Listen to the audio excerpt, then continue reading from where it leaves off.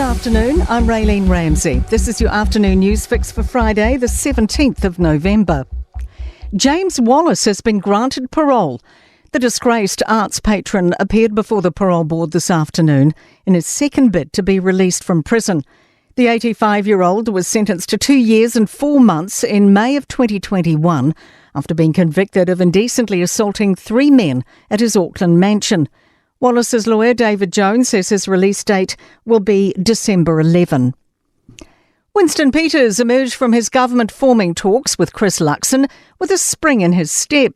The pair met for 2.5 hours this afternoon. Speaking to media, Peters says the end was in sight.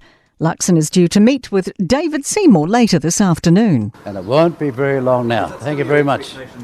The Prime Minister-elect says he's working hard to make sure the government he forms will last 3 years.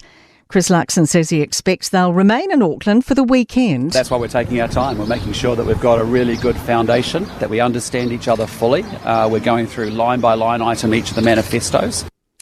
The incoming MP for Tamaki Makaurau says she's angry and disappointed people would question the mana of her marae.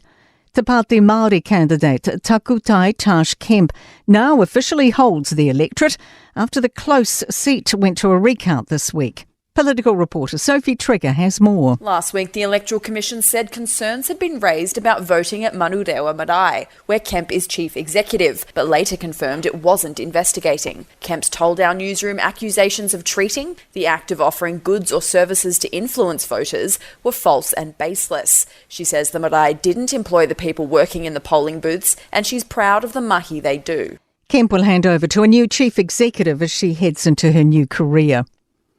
A former US police officer has pleaded guilty to charges relating to the 2020 death of a Kiwi man.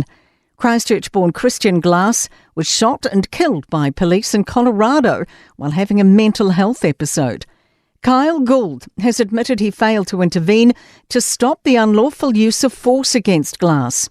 Glass was fatally shot by Sheriff's Deputy Andrew Buin under Gould's command. A Palestinian Red Crescent medical team says it's trapped inside a city hospital in Gaza. The team at the Al Ali hospital says it can hear frequent explosions and gunfire and has been unable to reach casualties in the hospital's courtyard.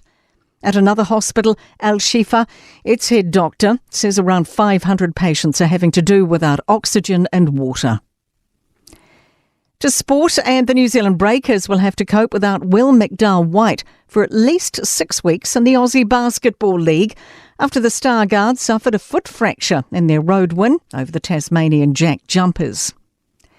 Blackfern Sevens prodigy Georgia Miller has recommitted to New Zealand rugby through to 2027. The 19-year-old's 4-year contract is the longest to be signed by a Kiwi women's player. Tyson Fury insists there's no way he's losing to Alexander Usyk in their much-anticipated World Heavyweight Boxing unification bout in Saudi Arabia in February. I'm Raylene Ramsey. That is your latest news fix. We'll be back with the next update tomorrow morning from the Newstalk ZB newsroom.